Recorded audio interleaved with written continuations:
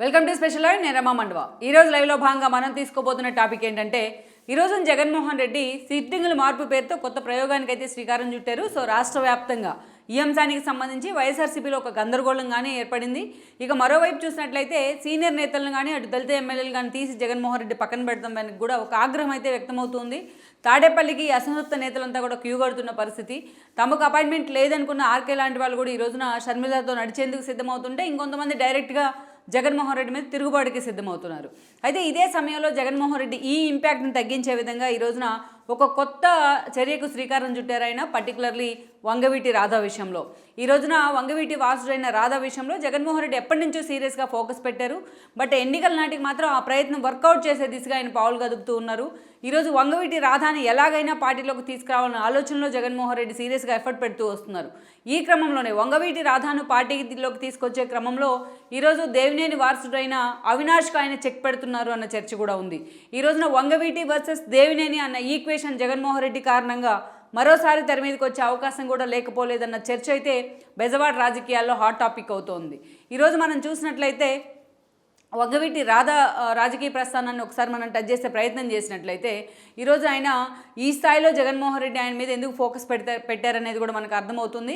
So అలాంటి సిచ్యువేషన్లో తనను వెంట నమ్మి వచ్చిన రాధాని ఒకసారి మోసం చేసి బయటికి పంపిన జగన్ ఈరోజు మరోసారి రాధా మీద ఫోకస్ పెట్టారు. అదేవిధంగా తనను నమ్ముకొని టీడీపీని వీడి తన పార్టీలోకి వచ్చిన అవినాష్కి కూడా అటు న్యాయం చేసే ప్రయత్నం చేయటం లేదు.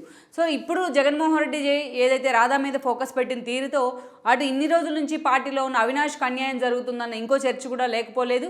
ఇలాంటి ఒక కన్ఫ్యూజన్ వాతావరణం మధ్య మరోసారి బెజవాడ వేదికగా వంగవీటి వర్సెస్ ఈ రోజున దేవినేని అన్న ఈక్వేషన్ తెర మీదకి వచ్చే అవకాశాలు కూడా కనిపిస్తూ ఉన్నాయి. అలాంటి అవకాశాలు అసలు ఎందుకు వస్తున్నాయో తెలుసుకోవాలంటే వీళ్ళిద్దరు రాజకీయ ప్రస్థానం, వీళ్ళ తండ్రుల రాజకీయ ప్రస్థానం గురించి కూడా మనం ఇక్కడ ఒకసారి హైలైట్ చేసుకోవాలి.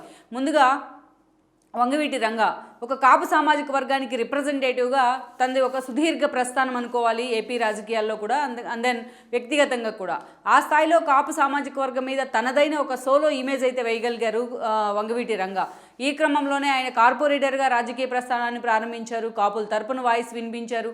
అండ్ దెన్ అక్కడి నుంచి కూడా ఆయన కాంగ్రెస్ తరపున ఎమ్మెల్యే కూడా అయ్యారు విజయవాడ తూర్పు నుంచి. ఈ క్రమంలోనే ఎమ్మెల్యేగా ఉన్న సమయంలో కాపు రిజర్వేషన్ల అంశం గురించి పోరాడుతున్న క్రమంలోనే ఆయన ఆ రోజున హత్యకు గురి కావడం జరిగింది. వంగవీటి రంగా హత్య తర్వాత బెజవాడ రాజకీయాలు పూర్తిగా పొలిటికల్ టర్న్ తీసుకున్న పరిస్థితి ఉంది. ఆ రోజున ఒక సామాజిక వర్గాన్ని టార్గెట్ చేస్తూ జరిగిన దాడులు కూడా ఈ జనరేషన్ కూడా చాలామందికి తెలుసు.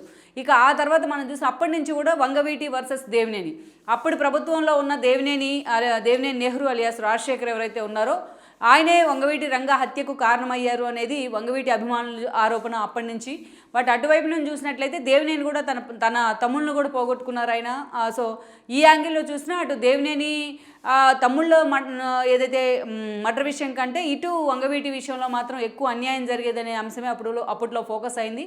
దానికి తోడు ప్రత్యేకించి ఆ రోజు వంగవీటి రంగా వ్యతిరేకించే తెలుగుదేశం పార్టీ ఆ రోజు అధికారంలో ఉండటం కూడా మరొక కారణం. ప్రత్యర్థి పార్టీలుగా కాంగ్రెస్ వర్సెస్ టీడీపీ అన్న వాతావరణం ఉన్న పరిస్థితుల్లో ఆ రోజు అది సామాజిక వర్గాల గొడవగా కూడా మారింది. వ్యక్తిగత విద్వేషాలతో జరిగిన ఏదైతే హత్యలు కూడా ఆ తర్వాత రోజుల్లో పూర్తి స్థాయిలో పొలిటికల్ వెండెట్టా లాగా కూడా మారే. టీడీపీ వర్సెస్ కాంగ్రెస్ అన్న పాలిటిక్స్, వంగవీటి వర్సెస్ దేవినేని అన్న వాతావరణాన్ని కూడా బెజవాడలో తెర మీదకి తీసుకొచ్చాయి. ఒక రాజకీయ అది ఇప్పటి జనరేషన్ కూడా మర్చిపోలేని ఒక రాజకీయ చరిత్ర, ఒక హత్యల వెంట పరంపర కొనసాగిన ఒక చరిత్ర అనే చెప్పుకోవాలి. రామ్ గోపాల్ వర్మ లాంటి వాళ్ళు దీన్ని ఒక సినిమా రూపంలో కూడా తెర మీదకి తీసుకొచ్చే ప్రయత్నం చేశారు. సో అక్కడి నుంచి కూడా వంగవీటి రంగా హత్యానంతరం ఆయన కొడుకు రాజకీయ అరంగేట్రం, ఆయన ఫస్ట్ వాళ్ళ ఆవిడ రత్నకుమారి రాజకీయ అరంగేట్రం చేశారు. ఆవిడ కాంగ్రెస్ పార్టీ తరపున తూర్పు నుంచి 2 సార్లు ఎమ్మెల్యే కూడా కావడం జరిగింది. ఆ తర్వాత ఆమె కొడుకు ఎవరైతే ఉన్నారో రంగా కొడుకు రాధా కూడా రాజకీయ అరంగేట్రం చేశారు. తన తండ్రి లెగసీ తనకు కంటిన్యూ అవుతూ వచ్చినప్పటికీ వంగవీటి రాధాకు, బట్ ఆ స్థాయిలో ఆయన ఆ లెగసీని పొలిటికల్గా మాత్రం అదృష్టం మాత్రం కలిసి రాలేదు ఆయనకి. ఆ లెగసీ కలిసి వచ్చిన రంగా అభిమానులు రాధా వెంట ఉన్న ఆ స్థాయిలో ఆయన రాజకీయంగా మాత్రం పూర్తి స్థాయిలో అదృష్టం అయితే రాధాకి ఇప్పటిదాకా కలిసి రాలేదు. మనం చూసినట్లయితే రాధా కూడా ఎమ్మెల్యే కావడం జరిగింది. 2004లో కాంగ్రెస్ తరపున విజయవాడ తూర్పు నుంచి ఎమ్మెల్యే అయి ఉన్నారు. అక్కడి నుంచి ఆయన 2009 ఎన్నికల నాటికి ప్రజారాజ్యం జెండా కప్పుకున్నారు. ప్రజారాజ్యం పార్టీ తరపున ఆ రోజున పోటీ చేసి కూడా విజయవాడ సెంట్రల్ నుంచి పోటీ చేస్తున్నారు. మల్లాది విష్ణు చేతిలోనే ఆ రోజు రాధా ఓడిపోవడం జరిగింది. ఆయన కాంగ్రెస్ ఎమ్మెల్యేగా పోటీ చేశారు ఆ రోజున.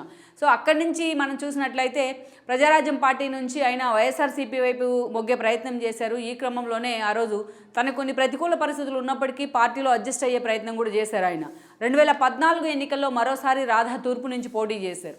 అయితే టీడీపీ నుంచి అక్కడ బరిలో నిలబడ్డ గద్దె రామ్మోహన్ చేతిలోని ఆ రోజు 2014లో రాధా ఓడిపోవడం జరిగింది. ఇక పర్టికులర్లీ 2014 తర్వాత ఆ రోజున ప్రతిపక్షంలో ఉన్న వైఎస్ఆర్సీపీలో కొనసాగే క్రమంలో రాధాకు అనేక రకాల సఫికేషన్ అయితే ఎదురవుతూ వచ్చింది. అనేక అవమానాలను కూడా ఆయన ఎదుర్కొంటూ వచ్చారు. ఈవెన్ తన తండ్రి విగ్రహాన్ని ఆవిష్కరించాలన్నా జగన్మోహన్ రెడ్డి పర్మిషన్ తీసుకోవాల్సిందే అంటూ కూడా అప్పట్లో రాధా లాంటి వాళ్ళు చేసిన వ్యాఖ్యలు కూడా సెన్సేషన్ కూడా అయ్యాయి. ఇక తర్వాత చూసినట్లయితే ఇక సెంట్రల్ నియోజకవర్గం మీద రాధా ఫోకస్ పెట్టిన పరిస్థితుల్లో అక్కడి నుంచి జగన్మోహన్ రెడ్డి కాంగ్రెస్లోంచి మల్లాది విష్ణుని తీసుకొని తన పార్టీలోకి తీసుకురావడం జరిగింది. సో మల్లాది విష్ణు ఉన్నట్లయితే తనకు టికెట్ లేదు, తనని పార్టీలో ఉండే పొమ్మనకుండా పొగబెట్టే ప్రయత్నం చేస్తున్నారని ఒక చర్యతో ఆ రోజు రాధా జగన్మోహన్ రెడ్డి మీద తిరుగుబాటు జెండా వ్యక్తం చేస్తూ బయటికి రావడం జరిగింది. బయటకు వచ్చిన వెంటనే ఆయన కొన్ని రోజులు సైలెంట్గా ఉన్న తర్వాత టీడీపీ జెండా కప్పుకునే ప్రయత్నం చేశారు 2019 ఎన్నికల కంటే ముందు. అయితే ఒకప్పటి నుంచి కూడా వంగవీటి రంగా హత్యకు టీడీపీ కారణమనే వాదనలు ఎలా ఉన్నాయో ఆ వాదనలన్నిటికీ కూడా సమాధానం చెప్పారు. అందరినీ కన్విన్స్ చేసి మరి తన అభిమానుల్ని టీడీపీలోకి వెళ్ళున్నారు.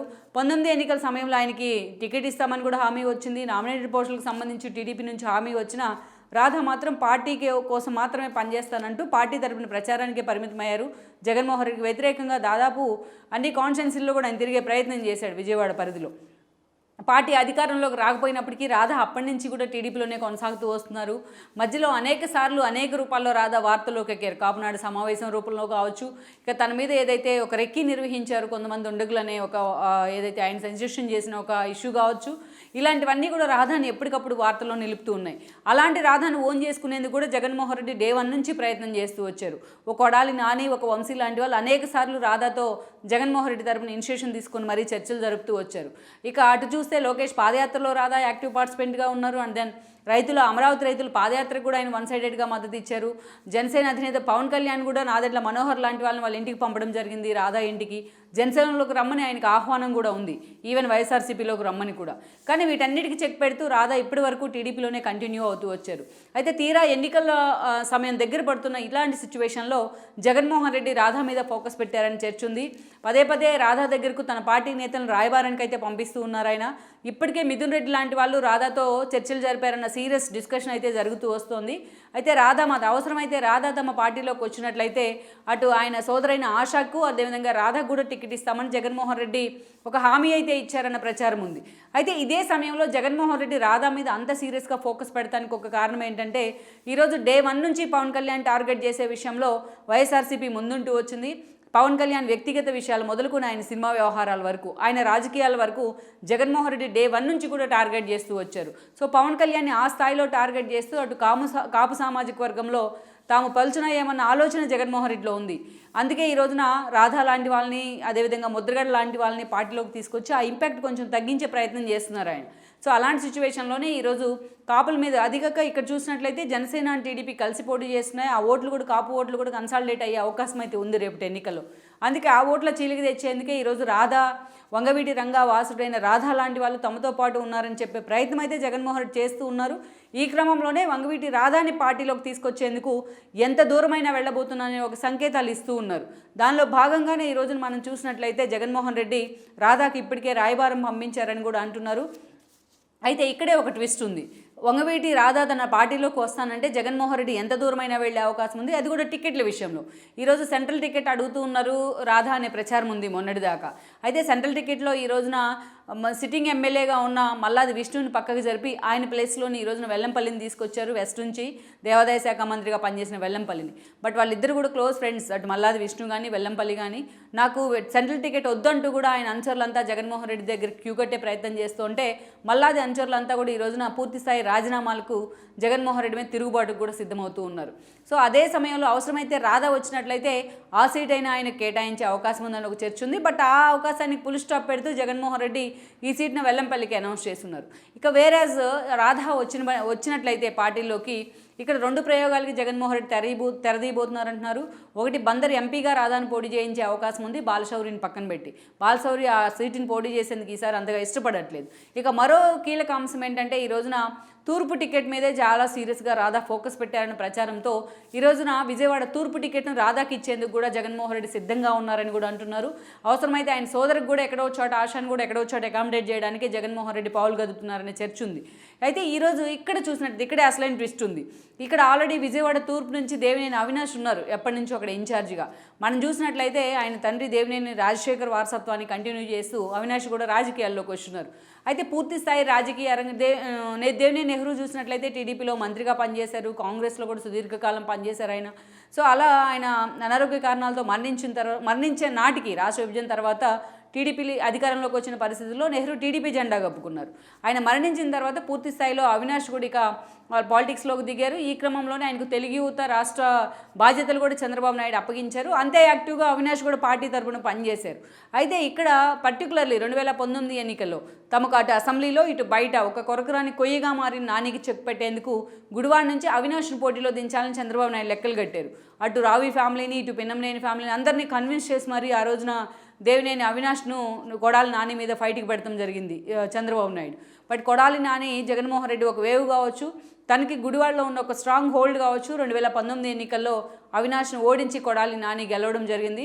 అయితే కొడాలి నాని గెలిచిన కొద్ది రోజులకే పార్టీ కూడా అధికారంలోకి వచ్చింది, ఆయన మంత్రి కూడా అయి ఉన్నారు. దెన్ అప్పుడు అవినాష్ కొడాలి నానితో సహా వెళ్ళి వైఎస్ఆర్సీపీలో చేరే ప్రయత్నం చేశారు. అప్పటి నుంచి కూడా వైఎస్ఆర్సీపీలో కొనసాగుతున్నారు. జగన్మోహన్ రెడ్డికి అత్యంత ఆప్తుడిగా కూడా మారారు. ఈరోజు ఎమ్మెల్యేలు, మంత్రులు అపాయింట్మెంట్ అడిగితే దొరకదేమో కానీ దేవినేని అవినాష్ అపాయింట్మెంట్ అడిగితే జగన్మోహన్ రెడ్డి అందరినీ పక్కన పెట్టైనా ఆయనకు అపాయింట్మెంట్ ఇస్తారన్న ఒక వాదన అయితే ఉంది వైసీపీలో కానీ అండ్ తాడేపల్లిలో కానీ. అంత దగ్గర అయ్యారు అవినాష్ జగన్మోహన్ రెడ్డికి. అలాంటి అవినాష్కు లాస్ట్ ఇయరే ఆయనకి విజయవాడ తూర్పు బాధ్యతలు ఇచ్చున్నారు. గద్దె రామ్మోహన్కి అక్కడ ఒక స్ట్రాంగ్ హోల్డ్ ఉంది, వరుసగా గెలుస్తూ వస్తున్నారు ఆయన. సో అలాంటి గద్దె రామ్మోహన్కి చెక్ పెట్టాలంటే అవినాషే కరెక్ట్ అని కూడా ఆయన అంచనాలు వేయడం జరిగింది. గతంలో ఆ సీట్ నుంచి దేవినేని నెహ్రూ కూడా అక్కడి నుంచి ఎమ్మెల్యే కూడా ఆయన చరిత్ర ఉంది. ఇలాంటి సమయంలోనే దేవినేని అవినాష్ను అక్కడ ఇన్ఛార్జిగా ప్రకటించారు. కానీ ఈరోజు సెంట్రల్ సీట్ అయితే ఖాళీగా లేదు వైసీపీలో. రాధా వస్తానంటే ఆయన కూడా విజయవాడ తూర్పు మీదే ఫోకస్ పెట్టారని చర్చ ఉంది. గద్దె రామ్మోహన్ కారణంగా రాధాకు తూర్పు టికెట్ ఇచ్చే అవకాశం ఉండదు టీడీపీలో ఉన్న ఇంకొక వాదన కూడా వైసీపీ తెర మీదకి తీసుకొస్తోంది. అందుకే ఈరోజు రాధా వస్తానంటే అవినాష్ను పెనమలూరుకు పంపించైనా సరే తూర్పు సీటుని ఖాళీ చేయించేందుకు కూడా ఈరోజు జగన్మోహన్ రెడ్డి సిద్ధమవుతున్నారంటున్నారు. ఇదే జరిగినట్లయితే ముందు దేవినేని అవినాష్ అండ్ దెన్ ఈరోజు వంగవీటి రాధా సంగతి పక్కన పెడితే వాళ్ళ అనుచరుల మధ్య మరోసారి ఒక నెగోషియేషన్ కానీ, ఒక ఈగో ఫీలింగ్ కానీ, ఒక ఆధిపత్య పొరుగు కానీ ఈ ఇష్యూ కారణమయ్యే అవకాశం ఉంటుంది. ఎక్కడ పెనమలూరు, ఎక్కడ విజయవాడ తూర్పు. మరి జగన్మోహన్ రెడ్డి ఏ ఈక్వేషన్తో ఇలా అవినాష్కు స్థానచలనం కల్పిస్తున్నారంటే కేవలం రాధా కోసమే అనే ఒక ఇండికేషన్స్ అయితే వస్తూ ఉన్నాయి. మరి ఇలాంటి సిచ్యువేషన్లో రాధా ఎంతవరకు కూడా దీనికి అంగీకరించే అవకాశం ఉంటుంది. బట్ రాధాకి న్యాయం జరగాలి అంటే తూర్పులో ఇన్ఛార్జిగా ఉన్న అవినాష్ను పెనమలూరు పంపించాల్సిన పరిస్థితులు అయితే ఈరోజు ఉన్నాయి. సో ఇలాంటి సిచ్యువేషన్లో జగన్మోహన్ రెడ్డి ముందు వెనుక ఆలోచన చేయకుండా తీసుకుంటున్న ఈ చర్య కానీ, ఈ సమీకరణాలు కానీ మరోసారి బెజవాడ రాజకీయాల్లో దేవినేని వర్సెస్ వంగవీటి అన్న పరిణామాలను తెర మీదకి తీసుకొచ్చే అవకాశం ఉందన్న చర్చ కూడా జరుగుతోంది. మరి ఈ రోజున నిజంగా రాధా ఎంతవరకు జగన్మోహన్ రెడ్డి వెల్కమ్ చేసినట్లయితే ఆయన వైసీపీ తరఫున తూర్పు నుంచి పోటీ చేయడానికి ఆయన సానుకూలంగా ఉంటారు. మరి అవినాష్ తూర్పుని విడిచిపెట్టి ఇన్ని రోజులుగా తను అక్కడ వర్క్ చేసుకొని ఈరోజు హఠాత్తుగా తూర్పుని విడిచిపెట్టి ఈ రోజున మరోవైపు వెళ్ళడానికి, పెనమలూరు వైపు వెళ్ళడానికి ఆయన ఎంతవరకు సిద్ధపడతారనేది మనం చూడాలి. ఇది అటు తిరిగి ఇటు తిరిగి ఈ సమీకరణాలు మరోసారి బెజవాడ రాజకీయాల్లో దేవినేని వర్సెస్ వంగవీటి అన్న వాదన తెరపైకి తీసుకొచ్చినట్లయితే అప్పుడు రాజకీయ పరిణామాలు ఎలా ఉండబోతున్నది మనం చూడాల్సి ఉంది. ఈ వీడియో మీకు నచ్చినట్లయితే please share, like and subscribe R24 Telugu.